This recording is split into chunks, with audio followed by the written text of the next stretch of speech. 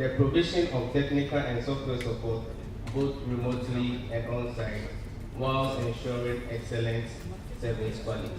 Let's give it a round of applause. Then to our moderator and our chair for the session, Dr. Celestine Alote. Dr. Celestine Alote is a geoenvironmental engineer with experience primarily in the mining and waste management industry. Her experience spans 20 years working on a variety of technical, tailings, mine closure, construction and environment. Her expertise includes geotechnical investigations, design and management of tailings facilities, construction of quality assurance, mine closure planning, environmental impact assessment, and environmental management. Ladies and gentlemen, our panelists and chair, you are welcome. Thank you.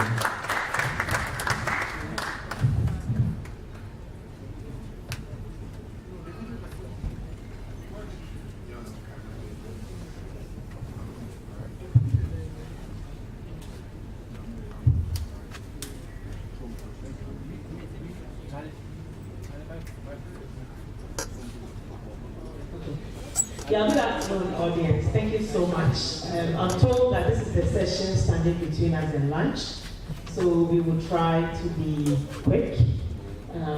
Bear with us.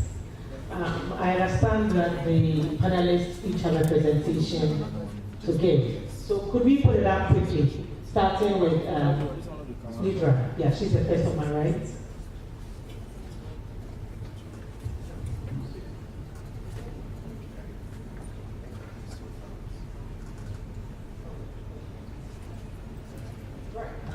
Good afternoon, everyone. As I said, my name is Lidra Yeboah. I work with SLB. Until last week, I was a senior geologist, but I just changed job roles. So I'm now in sales, so I'm an account manager for Ghana and some other countries within the region. So my profile will be updated shortly. Right, so I'll just get down to the matter of the day. I was invited to talk about, or to be on this panel, I'll be talking about women in oil and gas. So I have a very short presentation to just talk through it. So it's titled Thriving as a Female in the Oil and Gas Industry. Question to everyone: is the oil and gas industry truly male dominated? Short answer? Yes, it is. It's male dominated. And these are what the stats are telling us. So as at 2018-2019, we have about approximately 22% of the workforce in the oil and gas is women. That's like a quarter. Part of the workforce. And if you were to break it down in terms of levels of, by levels of career, in terms of middle management and then entry level, you see that at entry level we are around 27% female, and as you go up the chain, it becomes much lower. You have 17%.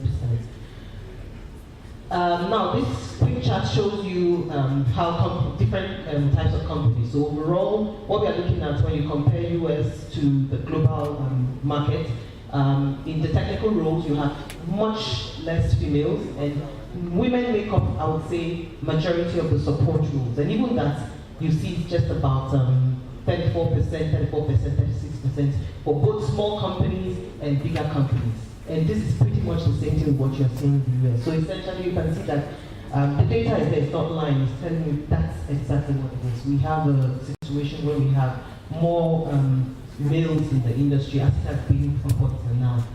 But that doesn't mean that work is not being done. So what are some ways that you can help, for us to change this stats? Because the world is changing. The only thing that is constant in life is change. Grooming. One of the reasons why I'm standing here today is I've had fantastic mentors. As I can tell you that the people who have driven my career the most ever since I joined the industry have been males. The reason I changed job roles, the person who saw the potential, who pushed and said, Nigeria, you can do this, it's a male, my current manager. And that's something that I realized that it's not just a case of women mentoring women. We need the men to also support this journey. And then the girl-child education. I mean, we are seeing it, we hear it, but sometimes it sounds very abstract. but in your own little corner, you can actually do a lot of work. It goes a long way, talking to the girls around you, encouraging them to get into STEM, and by STEM I mean science, technology, engineering, and mathematics. And then training. Most companies are now having trainings on diversity, inclusion, equity, training, change, mindset change, essentially. That's just what I want to talk about, right? And then proactive leadership. So when we talk about proactive leadership, what am I talking about? You as a manager managing people, you can see when some of your people, your ladies have talent. You see they have the potential, but sometimes there's this thing we call the imposter syndrome. It keeps us down a bit. Of course, it's not an excuse. Your career is your own. It's in your hands. But when you see such cases, encourage them. Be a mentor. Be an example. Give them opportunities to shine, and then you'll be amazed at what you see. So I broke them into small commitments, big commitments. Big commitments by way of talking to the companies, what you can do at HR level as a manager, and smaller commitments in terms of what you can do talking to the lady that's just by you. So we have to be intentional, we have to be conscious, there has to be a genuine desire to change, we have to be result-oriented, and you have to track it. It's not just, we're not just talking about this, but we actually are doing it and we can see the result. So for us in SLB, we have several things. We have SEED, which is aimed at 9 to 16 years. That's not SLB Excellence in Education and Development. We have Faculty for the Future Fellowship that is aimed at women for PhD and postdoctoral research, where you can get as much as $50,000 to support your PhD journey. And it's only for female. And we are doing this across, especially the sub-Saharan African countries. So look out for the invite when they come, send them to your females, encourage them to apply. And internally in the company, we have what we call Connect Women. That's a women's group that kind of supports and helps to mentor younger ones as they come in. And recently we added Men for Change. So these men tell themselves that we are part of Connect Women. What we want to do is to mentor you and help you on your journey so that we can balance out that equation. And then we have organizational KPIs. So as an SLB, the aim is that in 2030, we are expecting to have 30% of our salaried workforce to be women. Currently, we are around 22.6%, on track to achieve 25% by 2025, which was the original target. So last but not the least, what I just want to say is that for the benefits of diversity, inclusion, equity are huge. There have been cases, I've seen a lot of research where there's enhanced productivity because you have different people, different perspectives, different mindsets coming together and being able to achieve when they work together. There's better organizational culture, there's respect in the workplace, and there's increased profitability. We've seen about 20% increase. I mean, about 20% better performance when you have more women in management, or you have a balanced number in management. So that's just my message for you today, and I just want to say thank you for having me.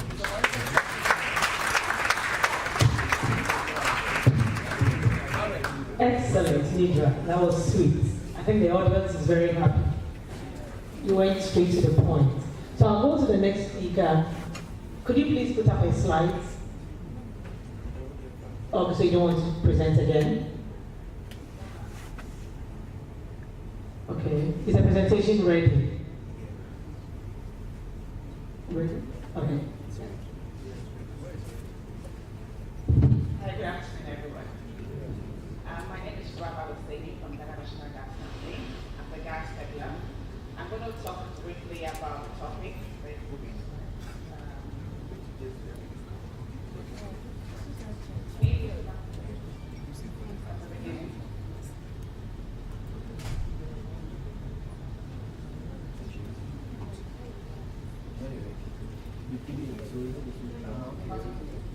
So basically, that's touched some of the things I was going to talk about.